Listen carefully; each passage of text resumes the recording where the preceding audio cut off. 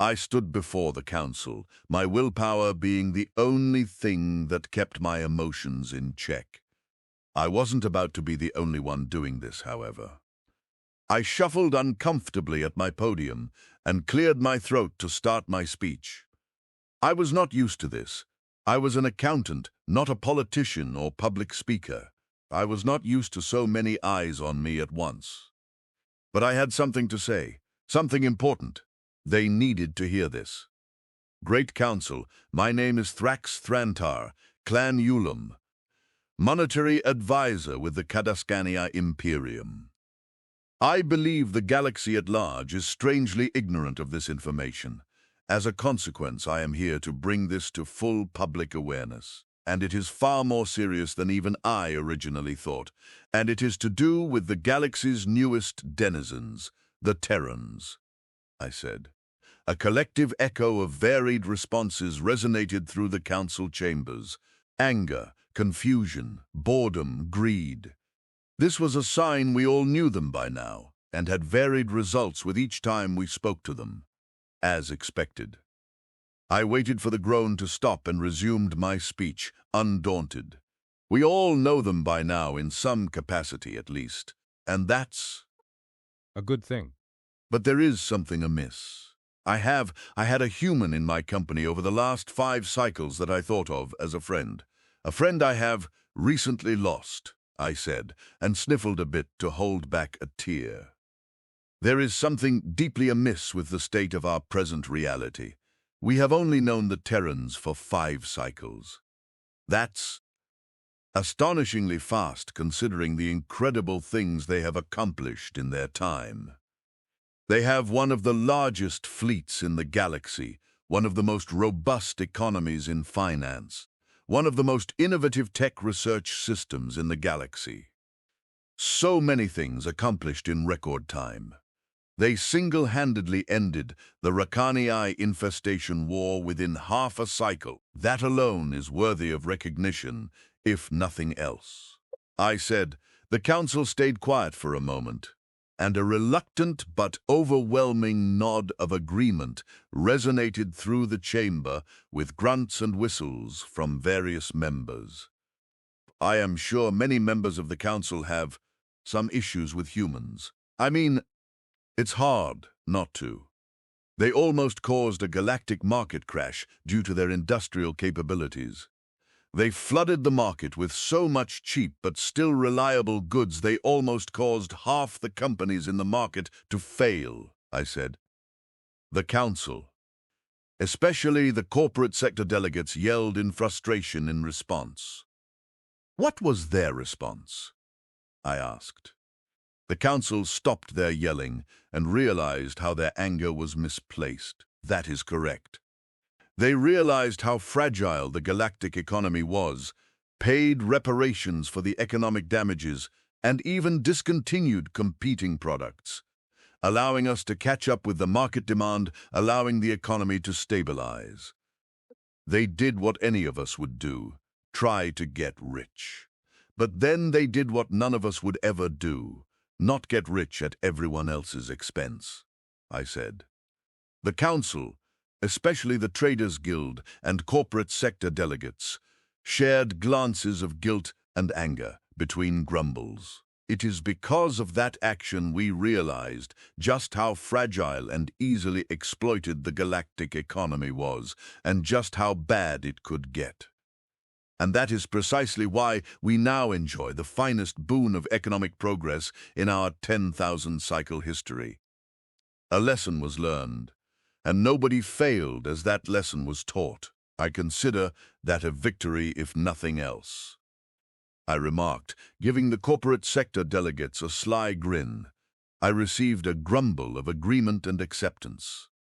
Now we come to the state of the galactic military.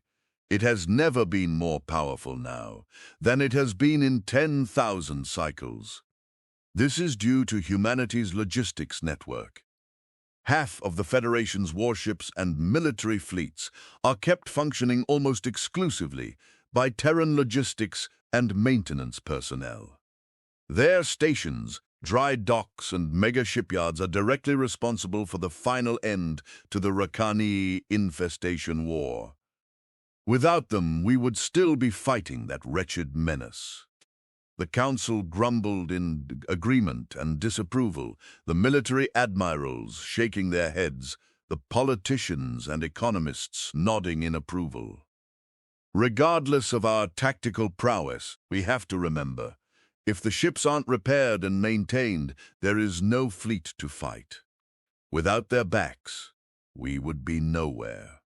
Certainly, we stayed the course for many cycles, but they were the fulcrum that turned the tide in our favor. Operations that once took cycles to complete now barely took a tenth of that time. Because of their speed, their resilience, and even their own sacrifices when they sent their warship fleets alongside ours. So many people are still here today, instead of being cast into the fires of war. The council silently nodded in agreement. I was breaking them down. They were becoming more complacent.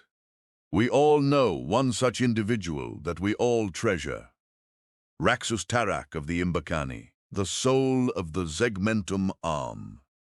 He himself said that if the Terrans hadn't ended the war as they did, if he hadn't been rescued from that battlefield by Terran sacrifice and efforts, he would not be here today.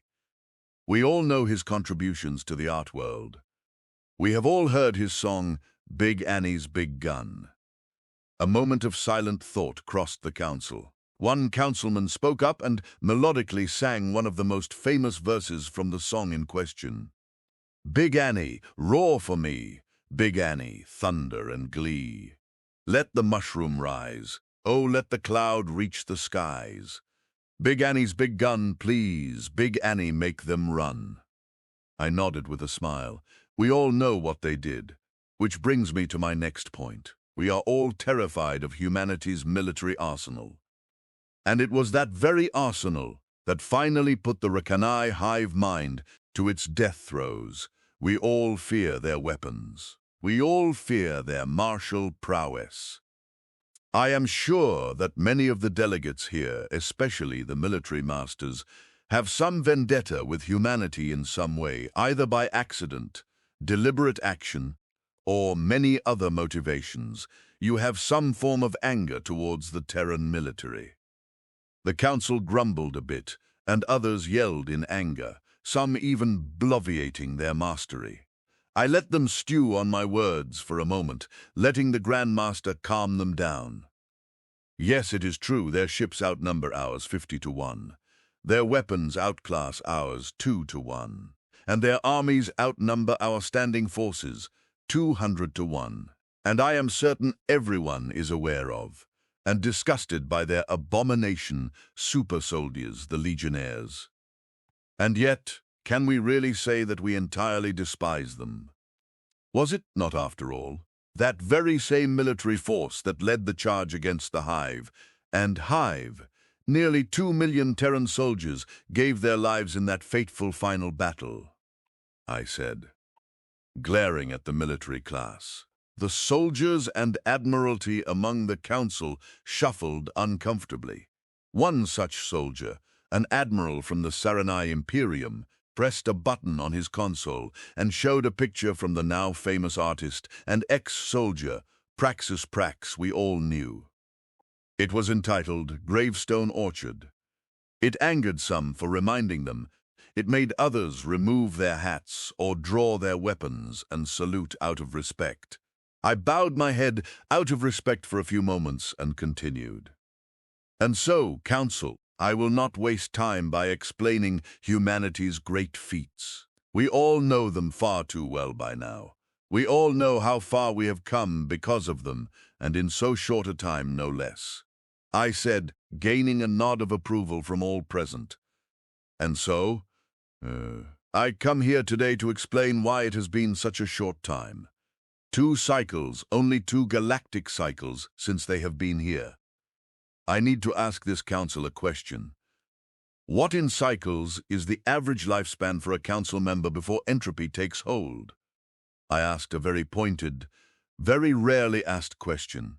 It was an uncomfortable question. I saw several delegates shuffle uncomfortably. 150 cycles, with no medical care and no serious advancements. A denizen of the galaxy based solely on cycles and without individual racial considerations, the average time is around there. With care and considerations, meaning proper care, diet and such, the average lifespan is around 300 to 400. One delegate responded very matter-of-factly. Thank you, Councilman Uman. Now, what is the average lifespan of a Terran? I asked. Everyone didn't know the answer to this question. I saw shared glances, heard whispered conversations, references to articles and hearsay, but no actual answer. I shall tell you. The average human lifespan is 10 cycles, with proper considerations, maybe 11 at best, I said. The council's faces all went pale and gray at that revelation, and many minutes were spent in absolute silence as they considered the concept. I eventually carried on. I am here to deliver news that is so devastating. I have spent the last few weeks simply trying to process it myself. The galaxy as a whole works on a timescale so vast that it barely registers a single human lifetime. We, the Federation, are gifted with so much time, we can't help but take it for granted. I am 158 cycles of age thus far. Let us assume for ease of math that one human lifetime equates to 10 cycles. This means that one galactic cycle is equal to 25 human cycles. A human can be born and achieve full adulthood within the amount of time it takes the rest of us to finish our first years of schooling. We move at an extremely slow pace compared to them, I said, barely holding back my tears. The council remained silent. I composed myself and carried on. This is the reason behind humanity's speed and capabilities, Council. It's not how they operate, it's how they live, it's how they exist. The economy wasn't actually overwhelmed. Their industries just moved too fast for us to compensate. Their ships are not fast because of their technology, it's because of how they think. Their entire existence, in comparison to the rest of us, is so short that any one of us can know an entire human family lineage in the span of 1/3 of our own lives. That's why, Council, they seem to always be in such a hurry. It's why they move so fast. It's why they talk so fast. It's why they seem to react so fast. Their speed is not a matter of societal implications or impatience. It's how they live. This is why I came to you today. We all know what it feels like to lose someone we know, someone we treasure. We know what it feels like to not see the face of a loved one smile again. We've been through wars, family clashes, even the dreaded plague that hit us 50 cycles ago. We all know. So much knowledge, wisdom, experience, so much time and effort gone, so much potential, so much possibility gone. Precious moments forever lost, the very meaning of why we stand here and fight against entropy itself, gone, to be eventually forgotten to the mists of time. The only thing holding that misery back is the fact you remember them. The only thing keeping them from eternity's grasp is the fact you can still see the smile when you think of those memories. For humans it is much the same, but on a scale of time so vast, at least to them, that one generation is all it takes to be lost to that entropic grasp. Every one of us will live long enough to see human civilization rise and fall a dozen times over. Every one of us will likely live to see the species itself succumb to the ravages of genetic drift and fade away. Every one of us here will live to see humanity fall. Every one of us will outlive the entire species. I know this for a fact. I have outlived. By virtue of simply working at my local firm, which employs human technicians to service our computation systems, no fewer than 3 generations of humans. Every third of a cycle, a new man was added to the roster. 81st, I thought it was just corporate turnaround. No, it was how they lived. So much time passed for them. We must move so slowly to them. Is it a form of time dilation? Who is really to know? But all I can say, counsel, is this. I have gained and lost 3 friends whose accomplishments, grit and prowess will be forgotten by their own families within the next 2 cycles. Not out of concern, but simply because everyone who knew them will likewise be gone and won't be able to tell the story. Genius of unprecedented quality, madness of unimaginable scale, works of art and engineering so innovative it redefines an industry. Military prowess of unmatched skill, all cruelly given to a race of such short lifespan, it is difficult to fathom. They are aware of this. Oh, they are very aware. If nothing else, they seem to be obsessed with their own mortality to an absurd degree. I let the council understand, giving them a few moments to think about it. However, they seem undaunted. They smile at the sun every day they wake. They live the same lives the rest of us do, just with a vastly different time scale. They learn, they live, they laugh, just like us all. If nothing else, they seem to have more fun than any of us will ever have, outright taunting death itself, or even outright ignoring it. Most even mock it, or obsess over it. They make simulations in which they play with the concept. They write stories that even celebrate it as a victory, or taunt the gods themselves. They create art that can withstand them, or even laugh at art that they themselves will outlive. They make music that is designed to cheat death. Many of them make it a personal life's goal to actively taunt death, mocking the very idea of entropy by challenging the universe itself in feats of daring or inventions of technology. I let the council ruminate for a few moments. For now, council, I close my speech by saying this. Hold your human friends as close as you can, for if you blink for too long, they will not be there anymore. Do not hold to vendetta or rivalry, for by the time you have filed the paperwork to enact it, the target of your ire has already passed on. Whatever moments you have with a human that you call friend, treasure them with all your soul, for those moments will not last long. Find a lover among humans, and you will find a family waiting for you for generations to come. I challenge this council and all those listening to this broadcast to challenge entropy itself and remember humanity for what it is, for what it was, and what it will be. I challenge you to never forget their lives. I wish for us to be the bulwark against the fires of eternal mist, and be the memory that keeps them alive. Never forget their names, never forget their smiles. We who live dozens of their lifetimes can withstand the test of time. We can outlive the fires of eternity and keep their memories alive 100 times over. We can see to it they remain immortal solely by our need to remember the best times we had with them. Eventually, humanity will catch up to us. Eventually, they will gain a lifespan that may rival ours. Who knows what the future will bring? Their families will forget them. Photographs will fade. Albums lost. The fires of entropy will claim them. Their memories will fade, and they will be gone forever. We can stop that from happening. We can ensure their sacrifices are never forgotten, no matter how small. I call upon the galaxy at large to do this one simple thing. Treasure your time with a human. They will forget, you will not. And that fact alone protects the greatness that is mankind. Same as with us all. So long as we are remembered, death is meaningless. I stood back from my podium and sat down, reaching into a pocket to fetch something important. A picture of one of my co-workers, Jerry, and his new grandson.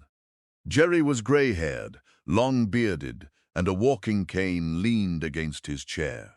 Despite everything, they just kept going, kept fighting, kept living, their very existence a defiance of the law of entropy. The living embodiment of the fight against death itself, against the laws of the universe. The very creatures we, as a galaxy, now counted on. I remember you, Jerry.